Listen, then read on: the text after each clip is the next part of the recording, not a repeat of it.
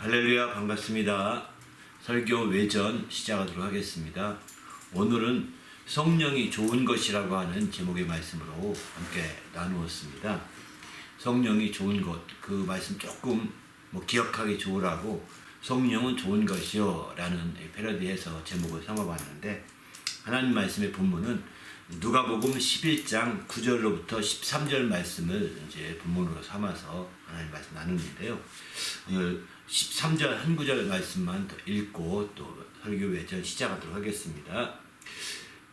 누가복음 11장 13절입니다.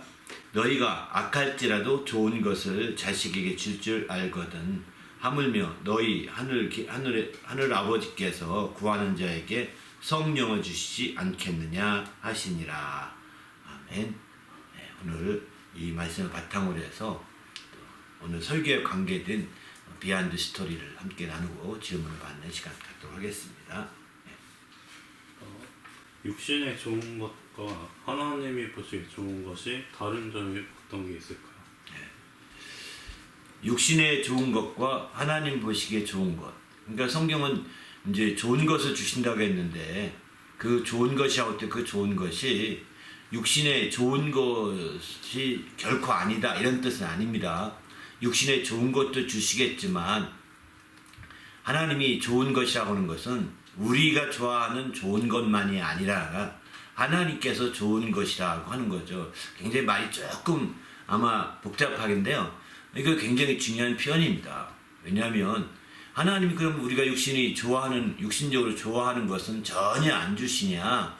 사실 그런 뜻은 아니거든요. 그런 것도 주시지만 하나님이 좋아하시는 좋은 것, 하나님이 좋은 것으로 여기시는 것을 주고자 하시는 거죠.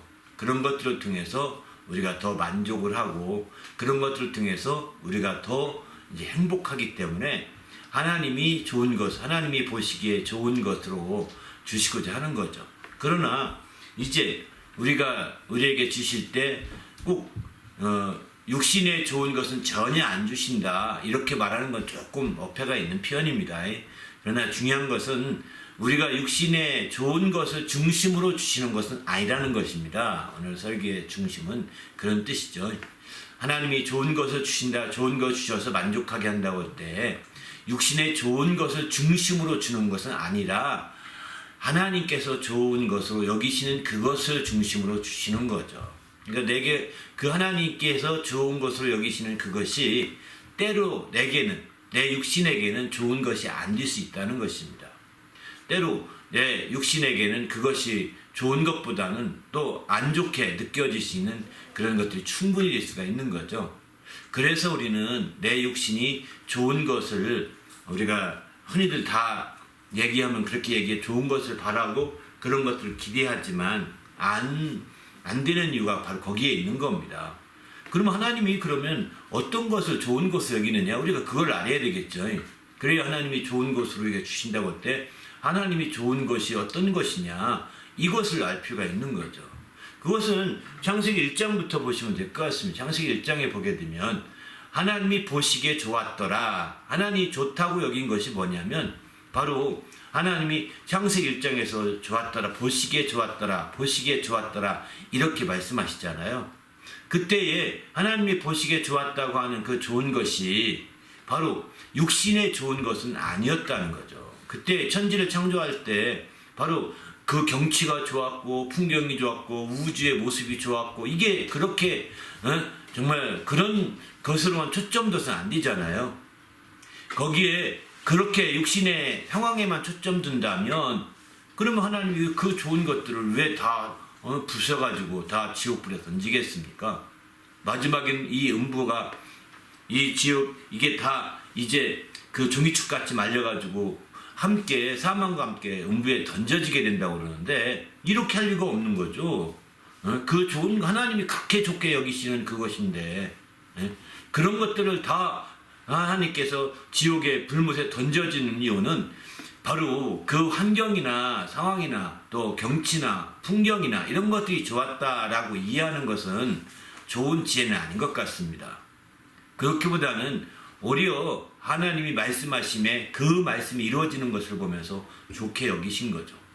또 하나님의 계획이 있었는데 그 계획이 천지창조청에서 이렇게 실행되는 것을 보면서 좋게 보시기에 좋은 거죠. 그 계획을 따라서 하늘을 만들고 땅을 만들고 사람을 만들고 다 좋게 여기신 거예요. 또 하나님의 의를 이루는 이게 그 모든 천지창조가 하나님의 의를 이루는 길이었거든요. 하나님의 의를 나타내고 하나님의 의를 드러내고 하나님의 의를 높이게 하는 데 초점을 두고 있었거든요. 근데 그 의가 천지창조를 통해서 나타나게 되고 드러나게 되는 것이 인하여 하나님은 기뻐하셨던 거고 또 보기에 좋았던 것입니다. 그렇게 이해하셔야 됩니다. 그냥 그 자체가 막 빛과 어둠이 나눠지면서 막 그 찬란한 빛을 보면서 좋았더라 이거 아닙니다. 찬란한 빛보다 더 큰 영광이 우리 하나님께 있는 거예요. 그러니까 그런 걸 보면서 좋았다고 한다면 그런 사람들은 결국은 환경론자가 되는 거죠. 그래서 환경이나 보호해야 된다. 하나님이 좋아하는 것을 인간이 망치면 되겠느냐. 뭐 이거 안 된다. 이렇게 얘기하는 거죠. 그러면서 그런 사람들은 환경신학으로 변질돼가지고 예수님이 오신 것도 바로 세상을 사랑하사 독생자를 보내셨다고 하지 않느냐. 그 세상이 뭔지 아느냐. 사람만 아니다. 이 세상의 모든 만물을 다 세상이라고 하지 않냐. 그러니까 만물을 사랑해서 오신 것처럼 호도하고 있습니다. 말이 안 되는 거죠. 그러니까 우리는 너무 왜곡시키는 거예요. 한 부분적으로. 그러기에 우리는 주님 앞에서 하나님이 좋은 것이 무엇이냐 한번 우리가 생각해 볼 때 창세기 1장부터 우리는 생각해 봐야 되겠다는 거예요. 이렇게 하나님이 좋아하시는 것. 그래서 더 나아가서는 하나님이 좋은 것이라고 할 때 하나님이 얘기했던 것 중에 대표적인 것은 시편 107편 9절에 보게 되면 그가 사모하는 영혼에게 만족을 주시며 줄인 영혼에게 좋은 것으로 채워주신다 이렇게 말씀하시거든요. 그러니까 하나님이 좋은 것을 주실 때는 영혼에게 채워주시는 것이에요. 영혼을 위한 것이라는 겁니다. 영혼을 위한 것이고 영혼을 만족케 하시고 영혼을 채워주시는 거예요. 좋은 것으로. 영혼을 채워주시는 거예요. 여기 시편 103편 5절도 하나님 좋은 것으로 소원을 만족케 하신다고 했는데 이 소원도 육신의 소원이라기보다는 영적인 소원이라고 봐야 되는 거죠. 그러니까 하나님이 좋은 것이라는 것은 오히려 육신적인 것보다는 영적인 것이 더 많다고 우리가 보셔야 됩니다. 영적인 그 영혼에 채워주시는 거죠. 그래서 그 영혼이 갈급한 영혼, 줄인 영혼에게 채워주셔서 영혼이 참으로 행복해하고 영혼이 만족해하고 영혼이 그렇게 하는 좋은 것이라는 겁니다. 그러면 영혼이 육신의 것을 가지고 영혼을 만족하게 할 수 있을까요? 우리가 생각하는 육신의 좋은 것 가지고 영혼을 만족하게 할 수 있을까요? 한계가 있다고 성경은 이 부자에 대해서 얘기하면서 얘기하고 있지 않습니까? 어떤 부자가 정말 많은 것을 만들어서 창고에 쌓아놨습니다. 그리고 막 창고에 가득가득 쌓아놓은 다음에 이제 이것들을 쌓아놨으니 이것을 가지고 내 영혼아 정말 평안하자. 내 영혼아 만족하자. 내 영혼아 행복하자 했지만 그게 행복의 요소가 아니거든요. 영혼을 행복하는데 한계가 있는 겁니다. 그것 가지고 영혼을 평안하게 하는데 한계가 있는 겁니다. 육신을 배불리해서 영혼을 평안하게 하느냐, 육신을 평안하게 해서 영혼을 평안하게 하느냐, 육신을 행복하게 해서 영혼을 행복하게 하느냐, 여기는 한계가 있다는 겁니다. 육신이 행복하지 않아도 영혼을 행복할 수 있고, 육신이 평안하지 않아도 영혼은 평안할 수 있고, 육신이 정말 어려움을 겪어도 영혼은 만족할 수가 있는 겁니다. 바로 그런 영혼이 만족할 수 있는 것으로 하나님은 좋은 것이라고 그런 것들을 이제 베풀어 주시는 거죠. 그렇지 않다면 우리가 이 땅에서 영적 생활을 할 때 바로 이런 좋은 것에 대한 개념이 불확실하기 때문에 여전히 세상의 좋은 것, 육신의 좋은 것들을 그대로 갖고 와서 그것을 자기에게 채우려고 욕심을 부리는 거거든요. 그게 죄악의 근원이 된다고 하지 않습니까?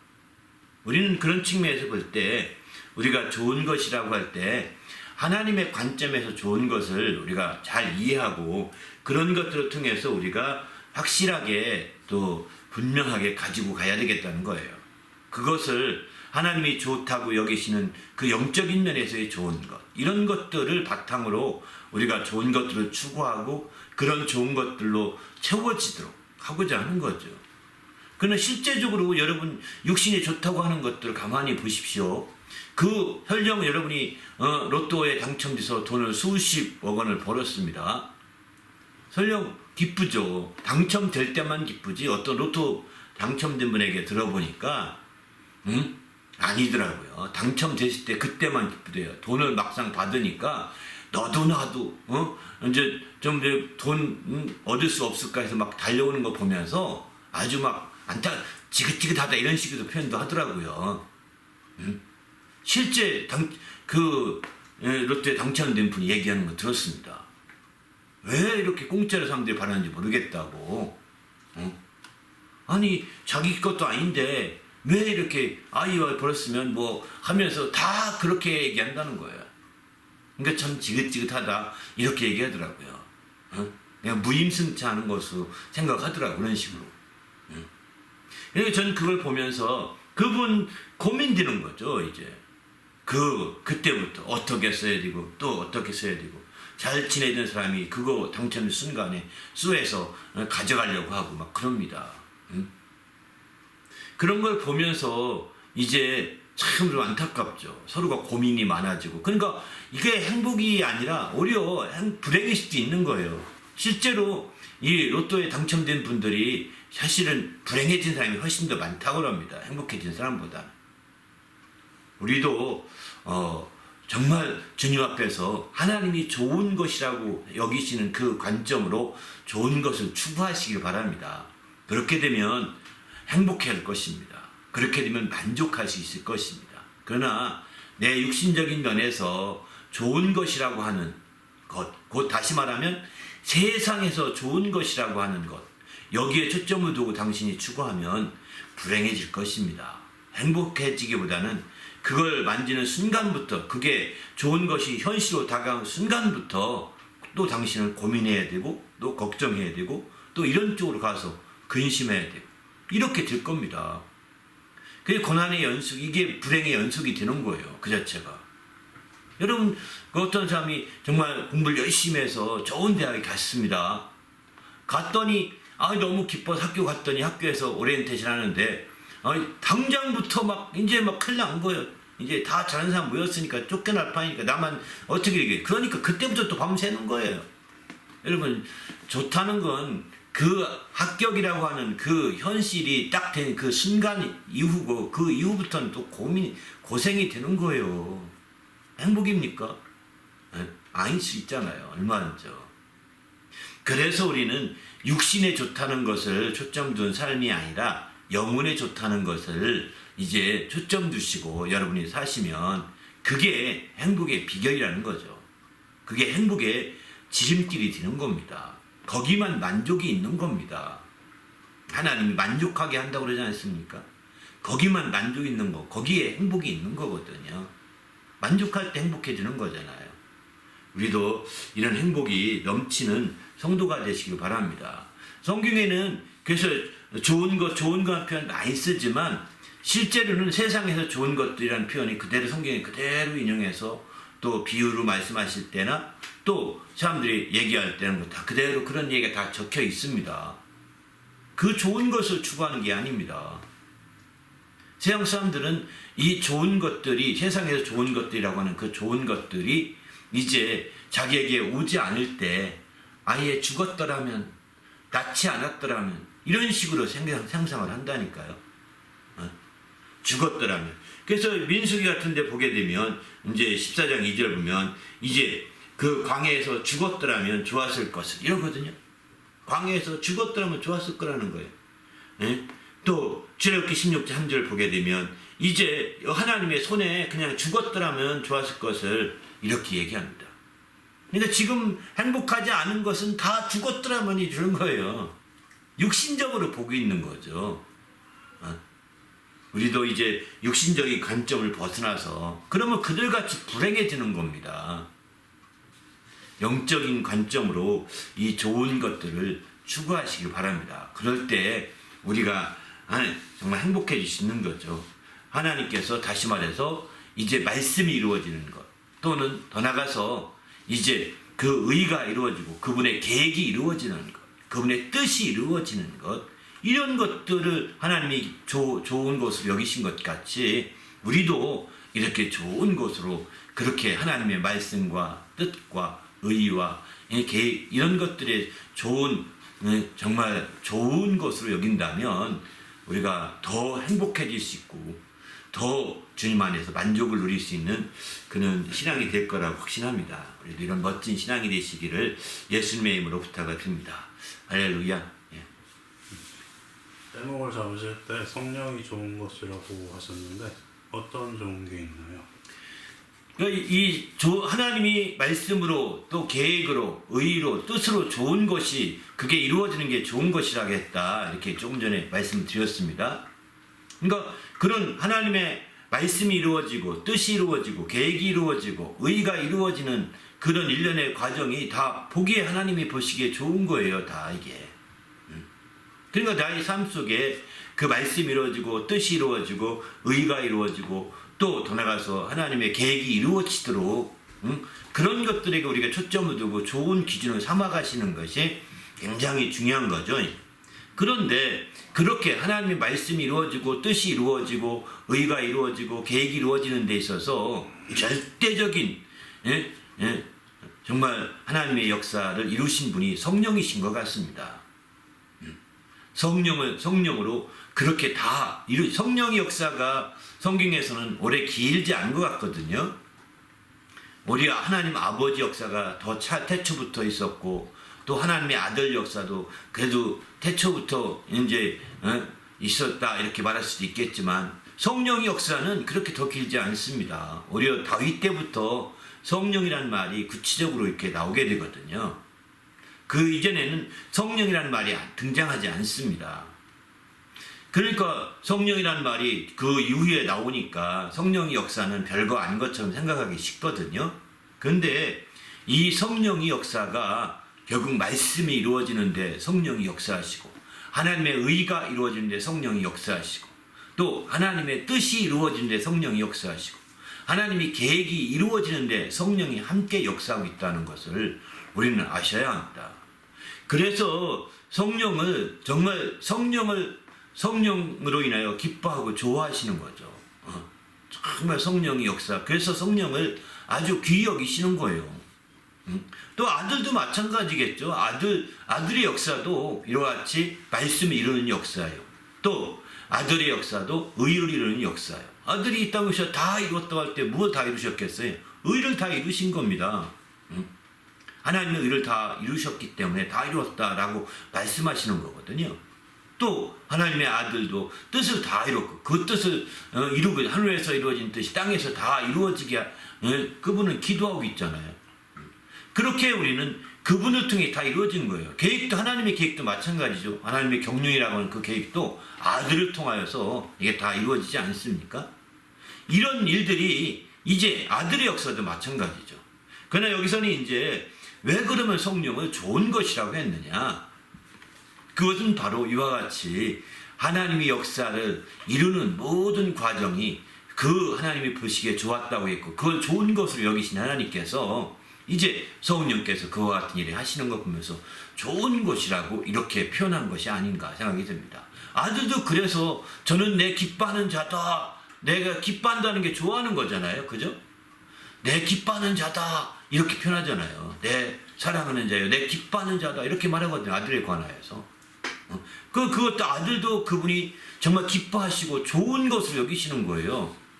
성령은 이제 구체적으로 말할 그 성령께서 없지만 아들을 통해서 이런 증언하고 있는 거 보는 거죠. 마태복음 7장 11절에서는 너희가 악할지라도 좋은 것을 좀 알거나 하물며 하늘에 계신 아버지께서 너에게 좋은 것을 주시지 않겠느냐 이렇게 말하는데 이 마태복음에서는 이제 좋은 것을 준다고 말했거든요.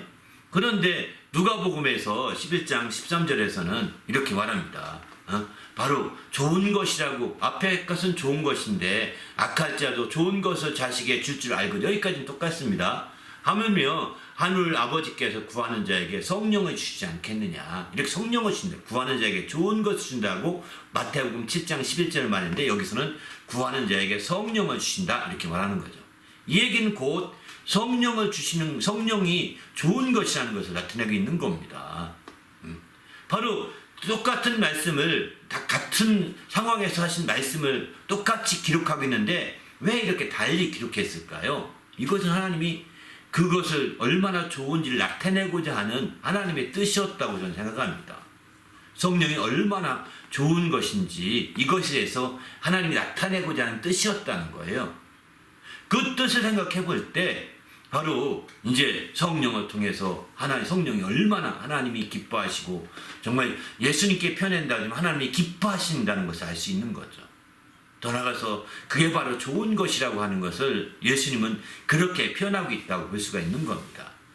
그러면 이제 성경학적으로 볼 때 이제 이런 얘기도 합니다. 마태복음은 이제 마가복음 바탕으로 먼저 기록되지 않았느냐? 먼저 기록됐으니까 마태복음 말이 맞을 것 같고 누가복음 나중에 기록됐으니까 이게 그걸 잘못 기록한 것이 아니겠느냐? 이렇게 말하는 사람도 있을 수 있어요. 그런데 잘못 기록한 것이 아닙니다.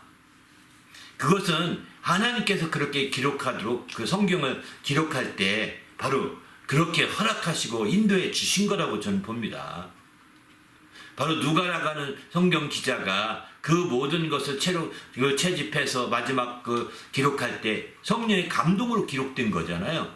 그러니까 그렇게 하나님이 허락하셔서 되는 것이기 때문에 성령이 좋은 거라는 것을 이렇게 해서라도 나타내신 거구나 라고 이렇게 볼 수가 있는 거죠. 그러면 성령이 좋은 것이라고 하는 것을 누가 이렇게 해서 어디서부터 이렇게 시작됐을까 이런 생각을 해봅니다. 어디서부터? 그건 아마 마리아일 거라고 이렇게 추측을 합니다. 마리아가 왜 마리아냐? 마리아가 사실은 마지막 누가가 마리아로부터 이렇게 들었던 것을 다 정리한 것이 누가복음이거든요. 그러니까 예수님의 어릴 적의 모든 그 상황들을 기록한 것이 누가복음밖에 없습니다. 어릴 적 상황은 마리아 외에는 아는 사람이 없거든요. 마태나 마가는 이제 사도들이 함께 공생애 중에 보았던 것 중심으로 기록했지만 반면에 이제 누가복음은 어릴 때 상황을 자세히 기록했잖아요. 그것은 예수의 모친인 마리아를 통해서 들은 것이라고 볼 수밖에 없어요. 당시에 마리아하고 그걸 아는 사람은 요셉밖에 없었는데 요셉은 이미 죽은 상태였고 없었죠. 이미 먼저 죽었기 때문에 없지만 마리아만 살아있었거든요. 마리아를 통해서 바로 누가가 그 얘기를 다 듣고 그걸 그대로 정리한 거죠. 그때 마리아가 전해줄 때 이렇게 들었던 거라요. 똑같이 마태 구하라 그러면 찾을 것이 구하라 그러면 얻을 것이고 찾으라 그러면 찾을 것이고 두드리라 그러면 열릴 것이다. 그 말씀 똑같이 다 들었는데 아마 마리아도 모친 마리아도 들었던 것 같습니다. 근데 그는 그것을 좋은 것을 준다는 것을 성령을 준다라고 이렇게 그가 이해했던 거죠. 좋은 것을 주대야 하늘 아버지께서 진짜 좋은 것 성령을 주신다라고 이렇게 그가 얘기한 얘기를 그대로 쓰지 않았을까 이런 생각이 듭니다. 그러나 어쨌든 이제 마리아가 그렇게 했는지 안 했는지 어떤 근거는 없습니다. 왜 누가복음을 마지막 마리아를 통해서 고증받은 거고 또 함께 들었던 얘기라는 측면에서 그런 얘기들을 이제 한 거고 설령 마리아가 했다 하더라도 그게 이제 그 말을 하나님께서 그대로 성경에 기록했던 것은 바로 기록하기를 허락한 것은 성령이 좋은 분이라는 것을 우리에게 드러내고자 했던 거죠. 그것을 증거하고자 했던 거라고 우리는 그렇게 결과적으로는 인정해야 됩니다. 성령이 좋은 분이라는 것. 그러면 성령이 왜 좋은 분이냐? 마리아를 통해 생각해 보면 됩니다. 마리아는 동정녀였잖아요. 동정녀인 마리아가 이제 내가 아들이 있으리라. 그러니까 저는 사내를 경험한 적도 없고 알지도 못하는데요. 지금은 정원기간이어서 사내를 만날 수도 없는데요. 마치 이런 얘기입니다. 정원기간에 사내를 만날 수 없다는 거예요. 그러니까 사내랑 어떤 그 접할 수 있는 기회가 없는데 어떻게 아기를 갖습니까? 이렇게 묻는 것과 똑같은 겁니다. 그때 마리아가 그렇게 물을 때 하나님께서 바로 하나님의 성령이 임하시면 능치 못할 일이 없다 이렇게 말하면서 이제 성령으로 말미암아 잉태될 것이다 라고 이렇게 말하잖아요. 성령으로 말미암아 능치 못함이 없다는 거예요. 하나님의 성령이 덮으시면 능치 못함이 없다는 거예요. 그리고 성령으로 잉태된다는 거예요. 또 마태복음 보면 성령으로 잉태된 것이 나타났더니 이렇게 표현하죠. 성령으로 잉태된 것. 그러니까 성령이 잉태된 것이 아닙니다. 성령으로 잉태된 것 이렇게 표현하고 성령이 덮으셔서 바로 동정녀에게 바로 예수가 잉태된 것이죠. 그러니까 여기서는 성령이 잉태된 게 예수다 이렇게 하면 안 됩니다. 틀린 말입니다. 성령의 능력으로 성령의 도움으로 그가 잉태되었다는 사실을 알게 되는 거죠. 성령이 아니라 성령 그 자체가 아니라 성령의 도움으로 성령의 덮으심이나 성령의 임하심이나 성령의 역사하심으로 말미암아 함께 이렇게 하나님의 아들 동정녀였지만 이제 그 잉태된 거죠. 지금은 이게 동정녀가 잉태됐다는 얘기를 여러분은 지금은 조금은 믿을 수 있는 상황이에요. 왜냐하면 옛날에는 동정녀 잉태는 불가능했죠. 왜냐하면 그 남녀 간의 관계없이 아기가 있을 수 없으니까요. 그러나 지금은 과학 기술로도 체세포 복제해서 잉태되기도 하고 이렇게 한다고 하잖아요. 동정녀로서 체세포 복제해서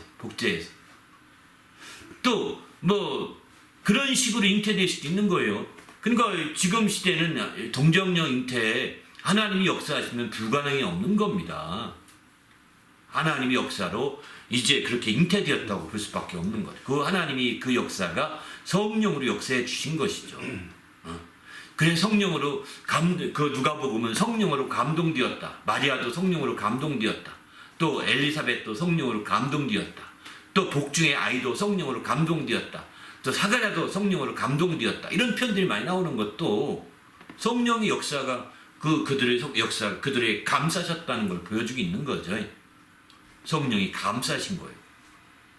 그렇게 해서 마침내 왜냐하면 그렇지 않으면 그 동정녀인 마리아가 예수를 갖게 된 걸 이해할 수가 없는 거예요. 이해할 수가 없는 거예요. 그런 말씀들을 다 바탕으로 할 때만 이해가 되는 거예요. 마리아도 마찬가지예요. 누구보다도 마리아가 그렇게 이해했을 것 같습니다. 그래서 마리아는 성령이 참 좋은 것이다. 예수님이 좋은 것이냐 할 때 바로 성령이시다라고 또 그는 그렇게 알았던 것이 아니겠는가 이런 생각이 드는 거죠. 그 뒤에도 이제 성령으로 예수께서 사역하는 과정 쭉 성령에 대한 말씀 드리면서 맞지 성령으로 이렇게 성령으로 역사하시게 될 때 하나님 나라가 임한 것이지 막 이렇게 하면서 예수를 따라다니면서 예수의 그 모친이 그 성령이 역사하심이 얼마나 좋은 것인지 그는 깨달았을 것이고 그리고 마지막 예수께서 이제 부활하자마자 성령을 받으라 하시잖아요. 그때도 있을 텐데 성령을 받으라 하실 때도 마찬가지죠. 또 승천하기 직전에 성령을 기다려라 이렇게 말씀하시잖아요. 그때도 성령이 얼마나 좋은 것이면 저렇게 성령 타령하실까. 예수의 모친이었던 마리아는 이 성령에 대한 부분들을 아주 깊이 있게 생각했었을 거라고 저는 확신이 들어요. 왜냐면 그 전체로 다 모친 마리아가 함께 알고 있는 상황들이니까. 그래서 누가복음 맨 끝부분에 보면 이제 성령의 능력이 하늘로부터 능력이 입힐 때까지 이 성을 따지 말고 기다리라. 거기도 그 말씀 나오잖아요. 사도행전 1장에 나오는 성령으로 침례받을 때까지 기다리라는 말 똑같이 나오지 않습니까? 그러니까 사도행전이나 누가복음이 바로 다 이제 마리아의 영향을 받고 마리아의 도움을 많이 받았던 걸 본다면 이제 바로 그런 상황에서 성령이 얼마나 좋은 것인가 하는 것을 마리아는 알았고 또 나중에 성령 받고 나서 누가 만나기 전 상황입니다. 성령 받고 나서 오순절날에 성령이 임했을 때 막 제 아들이 완전히 변하잖아요. 누가복음에 정말 사도행전에 성령이 임한 다음에 완전히 변하고 이제 그전에는 성령이 임하기 전에는 그들이 딩숭댕숭했거든요. 집중하지 못했고 고민했고 걱정했고 하나님 뜻대로 사는 것을 주의 말씀대로 사는 것을 주저주저 했었거든요. 제자들도. 그런데 성령을 받게 되고 나서 그들이 확 달라진 거예요. 마치 좋은 것을 받고 나면 막 기분이 업되고 완전히 달라지잖아요. 응? 우리가 좋은 선물을 상상하지 못했던 좋은 선물을 받고 나면 완전히 달라지잖아요.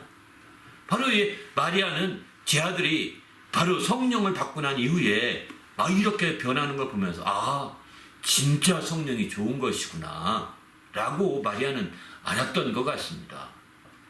그리고 마침내 이제 그렇게 초대교회 당시 사역이 진행되면서 그런 성령이 좋았던 그 성령으로 정말 좋으신 그 성령으로 계속 사역해 나가잖아요.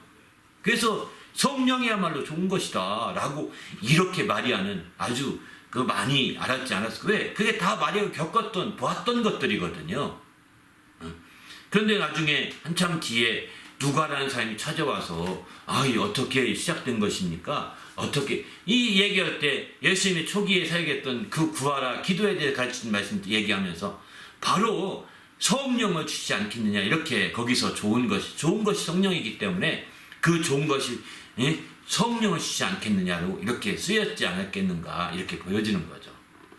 아무튼 그 일련의 역사 과정들의 전체가 마리아를 통해서는 정말 이 성령의 역사가 마리아에게는 가장 소중하고 좋은 것으로 이렇게 기억되었을 가능성이 높습니다. 그리고 그것 때문에 이제 마리아가 이렇게 얘기한 것이 아닌가.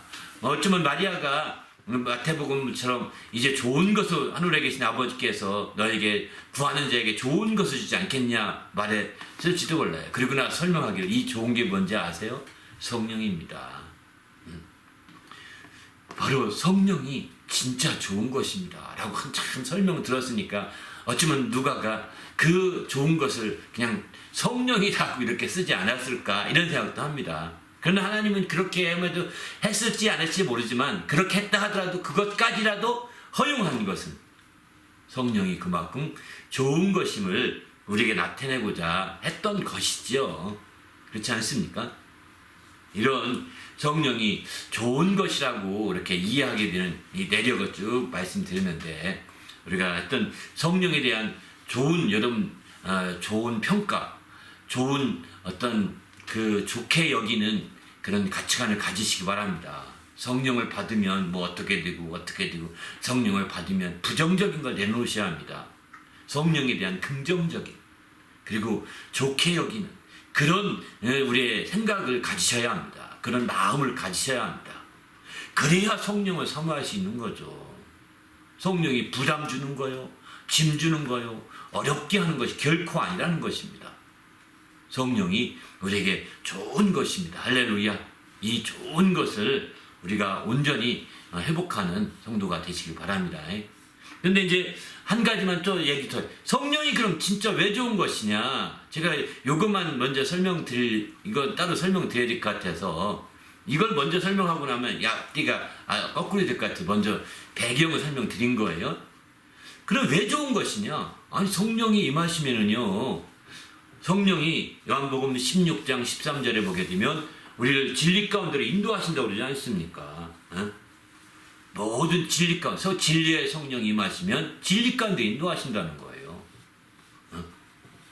바로 진리가 뭐냐? 예수님이 진리시죠. 나는 길이요 진리요 생명이니 예수 가운데로 인도하신다는 거예요. 한마디로 말해서 그게 무슨 뜻이냐? 그러면 예수 진리 가운데 인도하시면 진리를 알게 되는 거 아니겠습니까? 진리를 알게 되면 진리가 너희를 자유케 한다는 것입니다. 진리가 자유케 한다는 것은 뭘 의미할까요? 이게 바로 만족하게 하고 행복하게 하는 것입니다. 하나님은 좋은 것으로 만족하게 하고 행복하게 한다고 했는데 바로 성령이 좋은 것이기 때문에 이 성령을 보내주셔서 만족하게 하려고 진리 가운데로 인도하시는 거예요. 여기 진리라고 할 때 우리가 일반적인 진리 생각하면 안 됩니다. 그래서 성경에서는 모든 진리 가운데로라고 표현합니다. 세상에 수만 가지 진리가 있다고 그러는데 그 모든 진리 가운데 그러니까 모든 진리 중에서 진리 가운데라는 뜻입니다. 모든 진리 중에서도 진리. 그 진리가 무엇일까요? 예수 그리스도가 그 진리이시죠. 아버지의 말씀이 그 진리이시죠. 아버지 말씀은 진리입니다. 이렇게 요한복음 17장 말씀하시는데 아버지 말씀이 진리요. 그 아들이신 예수 그리스도가 진리예요. 그 진리 가운데 인도하죠. 그러면 그 진리를 알면 예수님이 말씀하죠. 요한복음 8장 32절에 진리를 알지 진리가 너희를 자유케 하리라 이렇게 말씀하지 않습니까? 아들이 너희를 참으로 자유하면 자유케 된다라고 아들이 너희를 자유롭게 하면 너희가 참으로 자유로우리라 8장 36절에도 이렇게 말합니다. 진리이신 아들이 자유롭게 하는 거예요. 그 진리를 알게 되면 성령은 그 길로 안내하고 인도하시니 생각을 해보십시오. 그게 좋은 것으로 만족하는 지름길인 겁니다. 좋은 것으로 만족하는 시편 103편 5절에 좋은 것으로 내 소원을 만족해 하신다고 해요. 그리고 내 청춘을 독수리같이 새롭게 하신다고 했는데 바로 성령을 받은 그들은 진짜 새롭게 되었잖아요. 독수리처럼. 그래서 막 치솟잖아요. 막 성령을 받고 좋은 것으로 만족했던 그들은 막 치솟지 않습니까? 독수리처럼. 그게 새롭게 되지 않습니까? 바로 성령이 어떻게 만족했을까요? 진리 가운데 인도하셔서 그 진리로 자유케 해서 참된 자유를 누리는 겁니다. 우리가 행복이라고 할 때 행복은 자유로부터 나오는 행복인 거죠. 소유로부터 나오는 행복이 결코 아닙니다. 소유로부터 세상은 소유해야 행복하다고 말합니다. 세상은 소유만이 행복의 길이라고 말하고 있어요. 그래서 지식도 많이 가지면 행복하고 재물도 많이 가지면 행복하고 건강도 가지면 행복하고 그렇게 행복하다고 말하거든요. 그러나 성경은 자유해야 행복하다는 거예요. 자유는 소유하지 말라는 뜻도 아닙니다. 소유하든 안 하든 자유할 때 행복해질 수 있는 것입니다. 자유를 바탕으로 한 행복. 자유의 반대는 무엇이죠? 억압이죠. 눌림이죠. 압박이죠. 속박이죠. 이런 것들이죠. 이런 것들로부터 우리가 벗어나서 자유해지는 거예요. 진리를 알게 되면 그게 자유해지거든요. 그럴 때 우리가 그것으로 말미암아 행복해질 수가 있는 거거든요. 우리도 주님 안에서 진리로 말미암아서 이런 행복을 누리는 귀한 성도가 되시길 바랍니다. 그럴 때 마침내 우리가 주님 안에서 참된 그 정말 진리 그 성령을 통해서 바로 성령이 왜 좋은 것인지를 우리가 알 수가 있는 거죠. 성령은 더구나 하나님의 깊은 것까지 통달하신다고 이렇게 말씀하시잖아요. 그러니까 하나님의 깊은 것에 통달하신 분이 이제 완전한 그 세상에 AI 에이전트 있으면 행복할 거라고 다들 그럽니다. 그 성령은요 AI보다 더 완전하잖아요. 하나님의 깊은 것까지 통달하시니 그 데이터가 훨씬 더 많은 거죠. 그런 성령이 우리 연약함을 도우시려고 우리와 함께 하시는 겁니다. 왜? 그런 좋은 세상의 최고 좋은 AI 에이전트보다도 더 좋은 성령을 우리가 모시고 왜 성령이 역사하도록 하지 않고 혼자서 왜 동문서주하는지 이해할 수가 없습니다. 혼자서 막 방방 뜨고 막 이러는지 이해가 안 됩니다. 성령이 도우시고자 우리 연약함을 도우시고자 정말 우리와 함께 하시는 거예요. 로마서 8장 26절에 말하지 않습니까? 성령이 우리 연약함을 도우시고자 하나님의 뜻대로 기도하신다고요. 그래서 우리는 주님 앞에서 이런 성령이 얼마나 우리에게 좋은 것인지를 이해하셔야 됩니다. 그동안에 성령에 대한 많은 말씀을 전했지만 이렇게 좋은 것이에요. 성령은 이렇게 진리 가운데 인도하시려고 어떻게까지 하십니까? 성령은 우리에게 생각나게 하시고 들었던 걸 생각나게 하시는 게 성령이시라는 거예요. 우연한 생각이 없습니다. 성경 말씀이 생각나고 설교 말씀이 생각나고 성경 했던 말씀들이 생각나는 것은요 우연이 아닙니다. 아침에 일어나서 그런 생각이 탁 떠오르는 것은 바로 우연이 아닙니다. 성령이 생각나게 하시는 거예요. 그걸 인정하고 성령의 인도를 받고 그 말씀 그대로 살고 이렇게 움직여 보십시오. 그러면 당신도 성령이 얼마나 좋은 분인지 아니. 또 그걸 생각은 해야 끝나지 않습니다. 성령이 모든 것을 가르치시며 이러지 않습니까? 가르친다는 거예요, 성령이. 아니, 내가 모르고 궁금하고 어려울 때 성령이 가르치신다. 성령이 가르침을 느껴보셨나요? 체험해 보셔야 됩니다. 이거 가르쳐 주세요. 이거 가르쳐 주세요. 이렇게 하세요. 저도 마리아에 대해서 쭉 이렇게 마리아가 왜 성령을 좋은 것이라고 했을까? 사실은 지금 조금 전에 한참 설명을 드렸잖아요.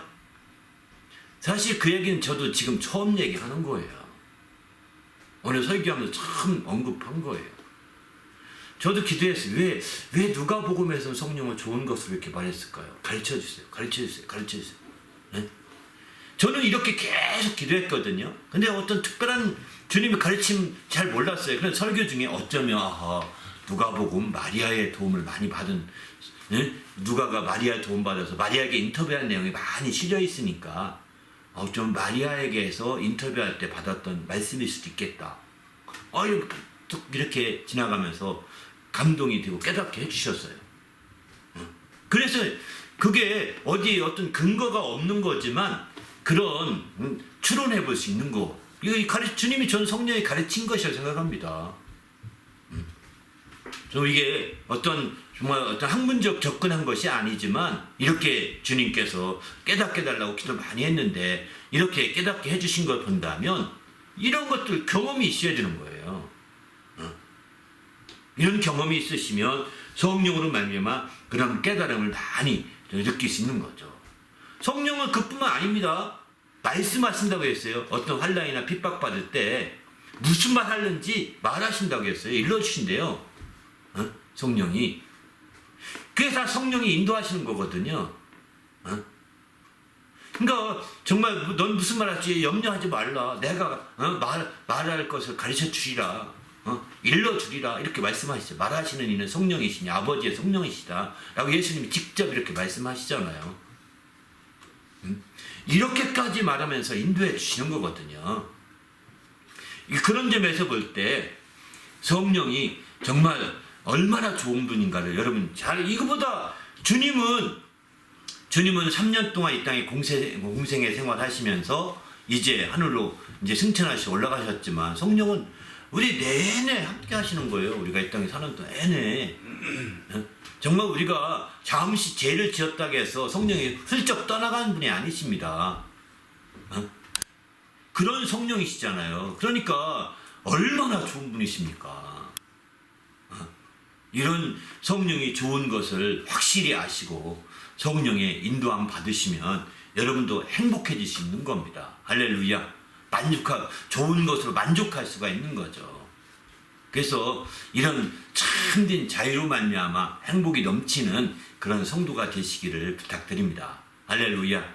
세상 사람들이 말하는 소유로 말미암은 행복은 오히려 더 허무하게 만드는 겁니다. 소유할 때는 그럭저럭 행복해 보였지만 소유했던 것이 사라지는 순간에 허무하게 되는 거거든요.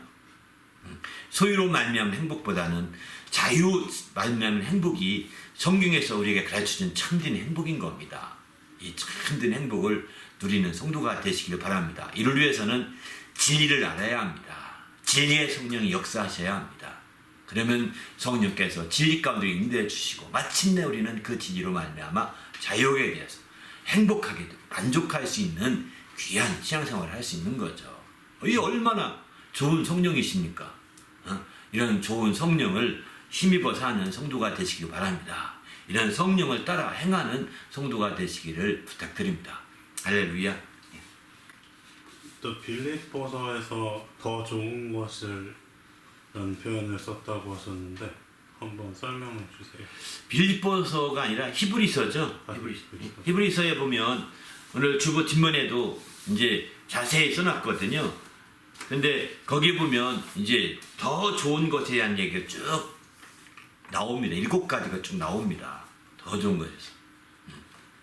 여기서 왜 그러면 히브리서에 더 좋은 것이라는 게 나오게 되는데 바로 왜 그럼 히브리서는 더 좋은 것이라는 표현을 썼을까? 더라는 표현이 비교급이잖아요.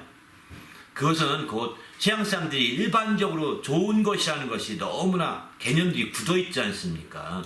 굳어있는 개념. 그것이 바로 육신에 유익을 주는 좋은 것들이거든요. 그게 다 세상에서 다 좋다는 것들이고 좋게 여기고 좋게 생각되는 것들입니다. 그런데 바로 믿음을 가지게 되면 그것보다 더 좋은 것을 주신다라고 이렇게 얘기하는 거죠. 여기 또 한편에 히브리서 좋은 것이 더 좋은 것이라고 한 데는 구약에서도 좋은 것이 한 편이 많이 나오거든요. 구약의 좋은 것보다 더 좋은 것. 구약의 성도들이 좋은 것으로 신앙생활을 했죠. 그 나쁜 거 아닙니다. 하나님이 다 하나님께서 가르쳐준 방식으로 신앙생활을 한 거잖아요. 다 좋은 것입니다. 그게 나쁜 것이라고 말하면 안 되는 거죠. 그것을 전제로 해서 바로 이제 신약에 와서는 더 좋은 것, 예수님으로 말미암아 더 좋은 것으로 우리가 신앙생활을 하는 것이다. 구약에 머물러서 신앙생활을 하는 것이 아니라 우리는 더 좋은 것을 통하여 신앙생활을 하는 것이다 라고 깨우쳐 주시려고 사실은 히브리서에는 이렇게 비교급을 써서 더 좋은 것, 더 좋은 것, 더 좋은 것이라고 하는 것에 더 좋은 것이라고 표현하는 것이 7가지, 또 더 나은 것이라고 표현하는 것이 4가지, 또 더 아름다운 것이라고 표현하는 것이 2가지, 더 큰 것이라고 표현하는 것이 2가지. 이렇게 해서 전체적으로 이제 15가지 정도의 더 이렇게 표현하고 있습니다. 엄청난 거죠. 바로 예수를 통해 예수 믿는 것이 이렇게 더 엄청난 거라는 거예요. 구약의 율법을 통해 믿는 것은 좋은 것일 수 있지만 이제 바로 율법을 완성하신 예수님을 통해 믿는 것은 더 좋은 것을 예비하신 거라는 거예요. 그래서 히브리서는 구약을 요약해 놓은 거라고 그러잖아요. 구약을 요약해 놓고 구약의 바탕으로 해서 우리 신앙이 더 완전하고 좋은 것이고 훌륭한 것임을 나타낸 것이 히브리서거든요. 그래서 여러분들이 이제 구약 성경을 읽었으면 이제 히브리서를 꼭 한번 보시길 바랍니다. 그래야 마침내 더 좋은 것, 구약보다 좋은 것, 구약보다 아름다운 것, 구약보다 더 나은 것, 구약보다 더 크고 위대한 것, 이런 것들이 어떤 것인지 여러분이 아마 깊이 깨닫게 될 것입니다. 바로 우리 신앙에 대한 아주 자부심과 긍지를 갖게 하는 아주 귀한 말씀들이 가득 차 있습니다. 새롭게 되시기를 예수님의 이름으로 부탁을 드립니다. 조금 더 설명드려볼까요? 더 좋은 것이라고 할 때는 히브리서 6장 9절에 이렇게 말합니다. 바로 더 좋은 것이 여기서는 뭐냐면 이제 구원을 더 좋은 것이라고 표현하고 있습니다. 구원 이거 보십시오. 6장 9절에 보면 이제 사랑하는 자들아 우리가 이같이 말하나 너희에게는 이보다 더 좋은 것 곧 구원에 속한 것이 있음을 확신하노라 이러잖아요. 더 좋은 것, 그의 구원이 더 좋은, 구약의 구원보다 신약의 구원이 더 좋은 것입니다. 구약의 구원보다 신약의 구원이 훨씬 더 좋은 것이에요. 이거 비교가 안 되는 겁니다. 더 나가서 이제 더 좋은 것을 준 11장 39절에 40절에 또 말씀하시는데 여기는 우리에게 더 좋은 것을 예비하셨은즉 했거든요. 이건 뭐냐? 믿음이에요. 39절부터 보면 이 사람들은 다 믿음으로 말미암아 좋은 것을 받았으나 약속된 것을 받지 못하였으니 이는 하나님이 우리 위하여 더 좋은 것을 이제 그 예비하셨은즉 우리가 아니면 그들로 온전함을 이루지 못하게 하려 하심이라. 여기 이 사람들은 구약의 사람들 이렇게 말합니다. 구약의 사람들은 믿음으로 말미암아 더 증거를 받았으나 약속된 것을 받지 못했다는 거예요. 그래서 예수로 말미암아 약속된 것은 받지 못했고 증거만 받았다는 거예요. 그런데 신약에 와서는 우리가 더 좋은 것을 예배했는데 그것이 뭐냐? 더 좋은 믿음을 주셨다는 거예요. 그 더 좋은 믿음에는 약속된 것이 들어있다는 것입니다. 약속까지. 증거만이 아니라는 겁니다. 그러니 완전한 거죠. 또 이제 그 다음에 세 번째 7장 19절을 보게 되면 더 좋은 소망이다. 율법은 아무것도 온전하게 하지 못할지라 이에 더 좋은 소망이 생기니 이것을 우리가 하나님께 가까이 가느니라. 율법으로는 소망이 없다는 거예요. 율법으로는 당시에 그걸 지키면은 구원받을 수 있다 해서 소망을 가지고 살았거든요. 그러나 이제 더 좋은 소망이 생기니 이게 뭘까? 예수 믿는 소망인 거죠. 예수 믿는 소망이 생기니 이것으로 우리가 하나님께 가까이 가느니라 이렇게 말하잖아요. 22절도 더 좋은 언약, 이와 같이 예수는 더 좋은 언약의 보증이 되셨다. 구약에도 언약이 있죠. 구약의 언약은 좋은 언약입니다. 좋은 언약이에요. 옛 언약이라고도 표현합니다. 옛 언약. 바로 구약이죠. 구약이죠. 우리는 그냥 옛 언약을 구약이라고 표현하거든요. 그런데 반면에 이제 더 좋은 언약, 이거는 신약이에요. 곧 새 언약이라고 표현합니다. 첫 언약, 새 언약, 옛 언약, 새 언약 이렇게 표현하죠. 새 언약이에요. 예수님을 통해 새 언약으로 맺어져서 마침내 우리는 예수님이 그 보증이 되신 거예요. 언약으로 끝나지 않고 보증까지 해주셨다는 거예요. 예수님이. 또 더 좋은 약속이라는 말 씁니다. 바로 8장 6절에 보면 그는 더 아름다운 직분을 얻으셨으니 그는 더 좋은 약속으로 세우신 더 좋은 언약의 중보자라. 더 좋은 언약을 위해서 더 좋은 약속으로 세우셨다는 거예요. 언약보다는 약속이 좀 하위 개념인 것 같습니다. 그죠? 바로 더 좋은 약속으로. 우리가 신약과 구약할 때는 그 구약 새로운 약속, 구약은 옛날 된 약속, 신약은 새로운 약속, 이렇게 그런 약속이라는 표현을 쓰거든요. 구약과 신약은. 그런 약속이 더 좋은 약속인 거죠. 또 더 좋은 제물. 구약에서도 제물로 제사 드렸죠. 그게 짐승, 땅에 있는 짐승들을 잡아 제사 드리고 이렇게 했죠. 제물 중에 가장 비싼 것은 황소로 드리는 게 가장 큰 제물이었다고 하지 않습니까? 그런데 이제 더 좋은 제물로 이제 할지라 우리에게 얘기합니다. 이 더 좋은 제물은 뭘까요? 예수 그리스도가 우리의 제물이 되셨어요. 대속 제물이 되셨다고 이렇게 말하지 않습니까? 황소와 비교가 됩니까? 말이 안 되잖아요. 더 좋은 제물입니다. 7번째, 더 좋은 부활에 대해서 약속했어요.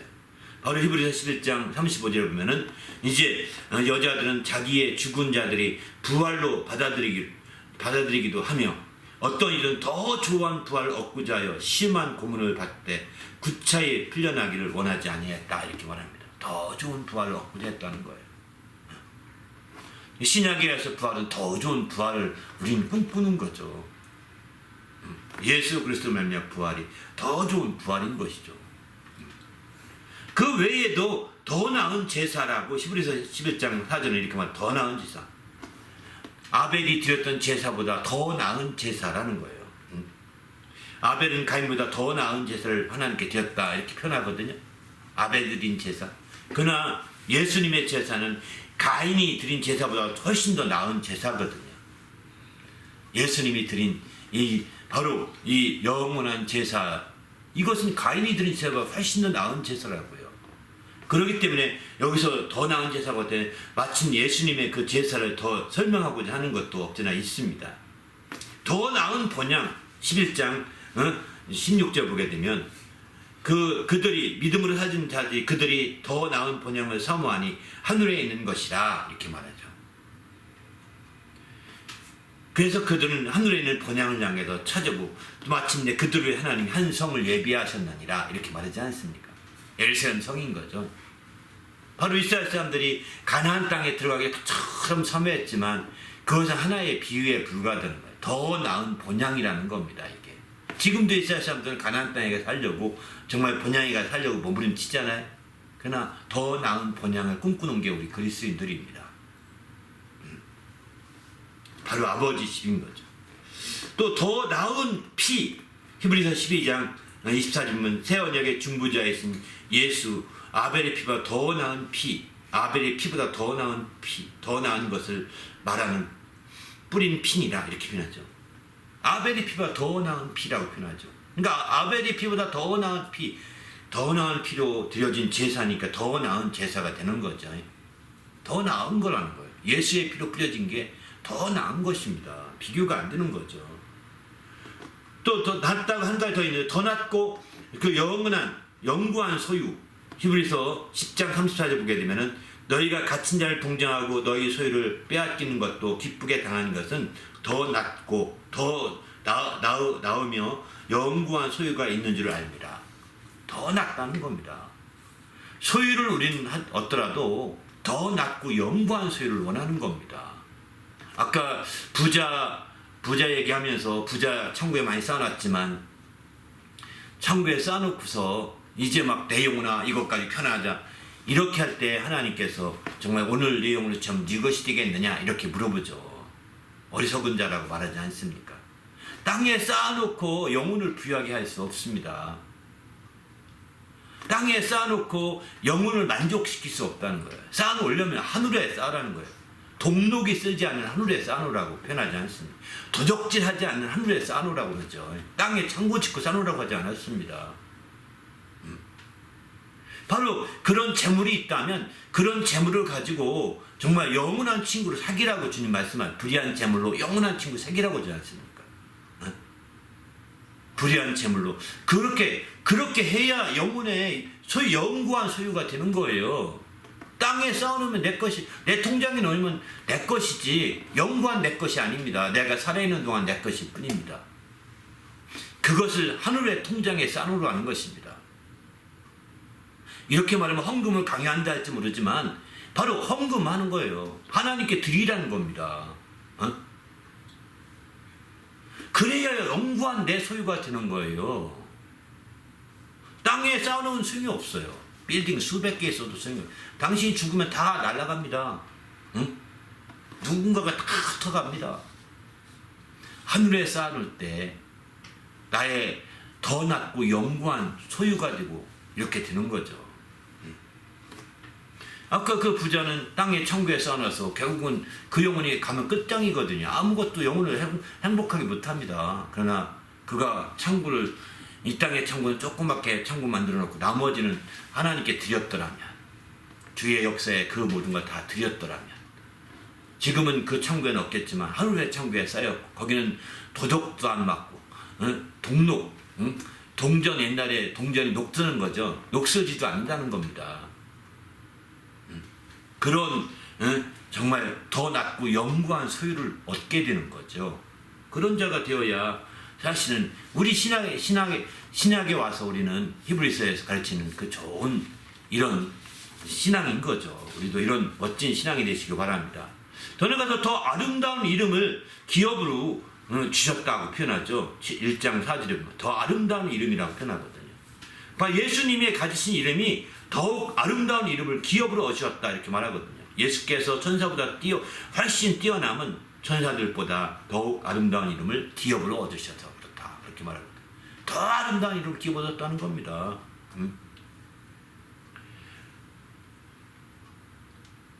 또 더 나가서는 이제 더 아름다운 직분을 얻으셨다. 8장 6절에 말이죠. 그는 더 아름다운 직분을 얻으셨다. 그래서 더 좋은 약속으로 세우신 더 좋은 언약의 중보자가 되었다. 이렇게 말하지 않습니까? 바로 중보자, 유일한 중보자시고 예수님이. 그러니까 더 최고의 아름다운 직분을 얻으신 거죠. 또 더 크다라고, 여기 크다는 건 빅이란 뜻이 아닙니다. 그레이트죠. 더 크고 온전한 장막 이렇게 표현합니다. 바로 그리스도께서 장래 좋은 일에 대상으로 오사 손으로 짓지 아니한 것, 곧 이 창조에 속하지 아니한 더 크고 온전한 장막으로 말미암아, 더 크고 온전한 장막으로 우리가 인도받은 거예요. 하늘의 성전을 이렇게 말하게 됩니다. 우리는 더 크고 온전한 장막, 하늘의 성전에서 우리가 영원한 제사로 정말 우리가 마침내 드려서 참된 자유와 행복을 누리는 자가 되는 것이죠. 또 더 큰 재물, 바로 히브리서 11장 26절은 이제 그리스도를 위하여 받은 수모를 애굽의 모든 법보다 더 큰 재물로 여겼으니, 모세에 얘기하거든요. 이는 상주심을 바라봅니다 이렇게 말하죠. 더 큰 재물을 여겼다는 거예요. 그냥 이 땅에 있는 그런 재물, 그 모세가 왕자로서 자랐지만 왕자로서 지냈으면 진짜 부유하게 넉넉히 살았잖아요. 그러나 그는 그 모든 걸 다 넉넉하고 부유했던 걸 다 내려왔던 것은 그는 더 큰 재물을 바라봤다는 거예요. 비록 그가 모든 부하보다 더 큰 재물로 그 받는 수모를, 고난을 겪었기 때문에 정말 그렇게 했던 것은 더 큰 상을 바라본 것 때문에 그렇게 했다는 겁니다. 이렇게 우리 신앙은 더 위대한 겁니다. 더 놀라운 겁니다. 그런 신앙을 우리가 이제 히브리서는 강조하고 있는 거죠. 이 신앙이 바로 예수 그리스도로 말미암아 우리가 갖게 되는 신앙이거든요. 이런 신앙을 여러분이 확실히 되새기면서 아 내가 이렇게 위대한 신앙을 가졌다 하는 자부심과 긍지가 있으시길 바랍니다. 할렐루야. 정말 이렇게 될 때 주님 앞에서 우리가 더 확실해질 수 있는 거죠. 이런 멋진 신앙이 되시기를 예수님의 이름으로 부탁을 드립니다. 할렐루야. 뭐 시간 요거 이 부분에 대한 제가 책을 한 권 써놓은 거 있는데 출판 안 해서 그렇지. 이거 한번 책을 써놔서 이게 출판 좀 못 안 해서 아쉽긴 하네요. 이미 다 써놨는데 히브리서 강의하면서 아무튼 이제 요 말은 어쨌든 그 우리가 뒷얘기니까 얘기하는 거고요. 설교 외전이니까. 또 필요한 또 질문 있어요. 네, 좋은 것을 주셨는데 우리가 못 누리는 건 왜 그럴까요? 그렇죠. 주님은 진정 이렇게 좋은 것을 주시고자 하셨고 주님이 주시고자 하시는 의지만은 너무나 분명한 겁니다. 주님이 주시고자 하는 의지만은 너무나 확고한 겁니다. 왜? 그 아들을 보내시기까지 하셨잖아요. 그래서 좋은 걸 누리게 하려고 하신 겁니다. 자기 아들을 죽는 데까지 내어주어서 우리로 하여금 그 좋은 것들을 누리게 하고자 몸부림치셨거든요. 그런데도 우리가 누리지 못한다. 여기 문제가 있는 거죠. 왜 이런 일이 생길까요? 왜 그렇게 좋은 것을 주시고자 하는데 못 누리고 좋은 것을 주시고자 확고하게 주님께서 아들까지 다 내어주셨는데 그렇게까지 좋게 하려고 몸부림치신 주님의 역사가 왜 우리에게 그렇게 다가오지 않게 되는 걸까요? 여기에는 이유가 있습니다. 근본적인 이유입니다. 근본적인 이유는 바로 죄입니다. 죄. 바로 에레미야서 5장 25절 이렇게 말씀합니다. 너희 허물이 이러한 일을 물리쳤고 너희 죄가 너희로부터 좋은 것을 막았느니라 이렇게 말합니다. 너희 죄가 너희로부터 하나님께 오는 것을 너희에게 좋은 것이 오지 못하게 막았다는 것입니다. 죄가 막은 겁니다. 죄가. 또 앞에 보면 너희 허물이 이러한 일, 이 좋은 일들을 물리쳤다는 거예요. 허물이 그 오지 못하게 방해했다는 거예요. 허물이. 좋은 일들이 오지 못하게 방해했다는 거예요. 너희의 허물이. 여기에 이 말씀을 우리는 귀담아 드려야 돼요. 지금 에레미야가 이렇게 예언한 데는 배경은 뭐냐면 지금 에르살렘이 이제 바빌론이 쳐들어와서 포위된 상태고 그 전후로 패망의 직전에 배경을 두고서 이 예언한 거거든요. 이런 상황에서 지금 왜 이 좋은 일들이 이루어지지 않고 지금 안 좋은 일들이 이렇게 벌어지느냐 이 얘기예요. 한마디로 말해서 너희의 허물 때문이요 너희의 죄악 때문이다 라고 말하고 있는 거죠. 왜 안 좋은 일이 좋은 일이 벌어져도 좋건만 안 좋은 일이 벌어지고 또 벌어질 것 같이 느껴지느냐. 심각한 문제. 여러분이 안 좋은 일이 벌어지거나 안 좋은 일이 예상이 되면 어떻게 하십니까? 에이 괜히 이런 생각 안 돼. 고개 절레절레 흔들고 막 이렇게 막 하지 않습니까? 이런 생각하면 나쁜 생각하면 나쁜 게 온대. 안 돼. 이러지 말고 회개하셔야 됩니다. 왜 좋은 일을 생각할 것만 좋은 일이 안 이루어지고 좋은 게 안 드러납니까? 회개하셔야 됩니다. 죄 때문입니다. 허물이 이런 좋은 일들이 오는 것을 방해하고 있고요. 죄가 바로 이것을 막고 있는 거예요. 에레미야의 얘기를 귀담아 들으셔야 합니다. 막고 있는 겁니다. 마치 다니엘이 막 기도해서 막 응답해서 막 하니까 그 천사가 첫날부터 응답했다고 하잖아요. 첫날부터. 그런데 마침내 파사의 그 악한 영들이 그걸 막고 있었거든요. 그래서 천사들이 직접 응답을 갖고 올 수 없게 막은 거예요. 막은 거예요. 그래서 막혀가지고 응답을 21일 만에 드디어 도착하게 되잖아요. 응답이. 첫날부터 응답됐지만 이것도 막힌 거거든요. 다니엘이 아마 이 문제 때문에 어쩌면 왜 이 응답이 안 됩니까 하면서 많이 회개했을 거예요. 제가 볼 때는 회개했을 거라고 봅니다. 왜? 이렇게 막히는데 바로 이 파사고 악한 영들이 막히는 데는 죄악이 막게 만든다는 거예요. 죄악이 근거가 있어야 막는 거예요. 그놈들도. 우리가 죄악의 근거가 없으면 막을 수가 없는 거죠. 열리게 되는 거죠. 그래서 우리에게 좋은 일들이 안 이루어진다면 회개부터 하셔야 됩니다. 이거 회개 나쁜 거 아닙니다. 회개는요, 죄를 큰 죄 지은 다음에 회개하는 게 아닙니다. 작은 죄도 회개해야 됩니다. 우리의 작은 허물도 회개해야 됩니다. 또 회개하고. 그리고 이제 믿음으로 그걸 뚫고 나가는 거죠. 그죠? 이렇게 도전해 가야 되는 거죠. 그러나 아다시피 그런 것들을 쉽게 이 정도는 괜찮겠지 라고 생각하면서 그런 것들을 쉽게 허용하고 그런 허물을 쉽게 용납하고 이렇게 나가면 그런 것들이 이 좋은 일들이 오는 것을 물리치어서 방해하는 거죠. 오지 못하게 가로막아서 방해하는 거죠. 그리고 그게 그런 허물에서 이제 한 단계 더 들어가 죄를 범하게 되면 그 죄가 확 막아버리는 거죠. 심각하지 않습니까? 여러분이 이 좋은 것을 그렇게 주님이 주시고자 하나님이 주시고자 하는데 그의 아들을 보내셔까지 아들을 죽게 해서까지 그 좋은 것을 주고자 하시는데 왜 그 좋은 것이 안 이루어지냐고요. 왜 좋은 것을 하면서 행복해 할 수 없냐고요. 심각한 문제입니다. 이 죄가 아주 심각하게 지금 우리를 왜곡시키고 있는 거거든요. 죄가 심각하게 왜곡시키고 있는데 그 부분을 우리가 해결해야 되는 거죠. 우리도 이 죄라는 부분을 정말 해결하셔서 주님 앞에서 행복한 성도가 되시길 바랍니다. 할렐루야. 그래서 어떻게 죄가 그럼 막느냐? 이사야서 59장에 보면 아주 잘 말하고 있습니다. 어떻게 막느냐?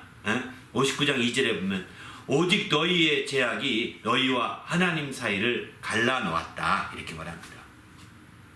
죄가 어떻게 막느냐? 너희와 하나님 사이를 갈라놓았다는 거예요. 하나님 사이를 이간시킨 거죠. 죄가. 그리고 너희 죄가 하나님의 얼굴을 가리워서 너희에게서 듣지 않으시게 했다는 거예요. 너희가 기도하고 너희가 간구한 얘기들을 듣지 않으시게 가리워서 귀를 듣지 못하게 만들었다는 거예요. 가리워서. 그러면 이 죄가 하나님보다 크신 분이냐? 하나님은 다 들을 수 있는데 왜 안 하시느냐? 이렇게 말할지 모르지만 죄가 이렇게 방해해서 안 됐다는 데 초점을 둬야 되는 거지 하나님의 전능한 능력을 무시해서는 안 됩니다. 하나님은 듣고자 하시면 다 들을 수가 있습니다. 전능한 능력으로 다 들을 수가 있는 거예요. 그러나 하나님이 그 죄를 해결하지 않으시게 되면 죄로 인해서 안 들으시는 거예요. 죄를 인해서. 하나님이 안 들으시려고 하시는 거죠. 듣지 않으시게 했다 보니까 죄가. 듣는 거, 하나님이 듣는 것을 방해한 것이죠. 이런 방해해도 하나님이 넉넉히 들을 수 있는 분이십니다. 그러니까 우리가 철저히 회개하는 게 중요한 거죠. 철저히 회개하는 게 중요한 거예요. 하나님이 죄가 있으면 죄가 하나님보다 크신 분을 오해해서는 안 됩니다. 그러나 어쨌든 우리가 그래서 우리는 죄를 큰 존재로 오해하지 말고 아주 낮춰보고 무시하고 회개해야 되는 거야. 우리는 연약해서 우리가 죄 가운데 태어났기 때문에 자꾸 죄에 가까워지고 죄를 짓는 게 편할 수도 있습니다. 죄를 짓는 게 편할 수도 있어요. 그리고 죄를 짓는 것이 오히려 과학적으로도 좋다고도 얘기도 합니다. 그렇게도 말하는데 세상에서 죄를 짓는 거 조장도 하는 거지 일부분은요. 그러나 이런 죄가 하나님의 좋은 것을 누리지 못하게 막는 근본 요인이 되는 거죠. 근본 요소가 되는 겁니다. 이 근본적인 요소를 우리가 정말 무너뜨리고 근본적인 요소를 제거하지 않게 된다면 우리는 주님 앞에서 더 행복해질 수 없는 거죠. 우리도 주님 안에서 더 죄로 말미암아 정말 이런 우리의 좋은 것들이 막히지 않으시도록 죄로 말미암아 그런 것들이 방해받지 않도록 우리가 적극적으로 죄와 허물에 대해서 아주 적극적인 마음을 가지고 나가실. 단이 욥이 그러잖아요. 어디 자기 자식뿐만 아니라 자식들까지도 이제 혹시라도 이런 허물 때문에 잘못됐까 해가지고 막 어디 갔다 오면 또 혹시라도 잘못 생각하고 있는지 세상에 가서 죄로 물든 생각 했는지 안 했는지 알면서 혹시 그런 생각이 있으면 우리 회개하자 하면서 자꾸 회개시켰잖아요. 네? 그런 역사를 한번 생각해 보셔야 되는 거죠. 그렇게 될 때 우리가 정말 더 잘 동방의 의인이라고 말하잖아요. 욥을 가리켜서. 이렇게 정말 하나님의 의를 드러내는 자가 될 때 좋은 것으로 이렇게 막히지 않고 그런 것들이 공급되고 그런 것들이 우리에게 주어진 바가 되어서 우리 영혼을 만족해하고 그래서 마침내 우리가 행복할 수 있음을 성경은 이렇게 말하고 있습니다. 우리도 주님 안에서 이런 멋진 신앙생활이 되시기를 예수의 이름으로 부탁을 드립니다. 할렐루야. 네. 함께 기도하고 마칠까요? 하나님 인도하셔서 우리가 주님 앞에서 정말 이렇게 좋은 것들을 하나님이 얼마나 주시고자 하는지 정말 생각한다면 이건 얼마나 이루 말할 수 없이 감사한 일입니다. 그런데도 우리가 못 누린다는 게 너무 안타까운 거죠. 그래서 회개가 굉장히 필요한 거죠. 또 한 가지 이제 생각났는데요. 바로 성령이 좋은 걸 준다고 했대. 그래서 이 좋은 것을 앞서서 회개하라고 얘기하는 거예요. 사도행전에 보면. 성령을 선물로 받는데 이 좋은 것을 선물로 받는데 그냥 무조건 받을 수는 없다 이거예요. 무조건 받을 수 없고 바로 회개해야 되는 거죠. 그래서 회개하여 죄상을 받으라. 그러면 성령은 선물로 받게 된다. 베드로는 그걸 강조하고 있잖아요. 성령이 좋은 것인데 이 좋은 것을 받기 위해서 바로 이 좋은 것들이 받기 위해서 회개해야 되는 거죠. 우리도 철저히 회개해서 좋으신 성령까지 꼭 받으시길 바랍니다. 할렐루야. 성령을 받지 못했다면 회개하셔야 됩니다. 성령 아무리 사모해도 회개하지 않게 되면 죄가 가로막으면 성령을 받을 수가 없습니다. 이 죄를 다 털어내고 죄를 다 부셔뜨려서 회개해서 성령을 꼭 받으시고 좋은 이 성령으로 말미암아 더욱더 행복해지는 삶이 되시기를 예수님의 이름으로 축원합니다. 할렐루야.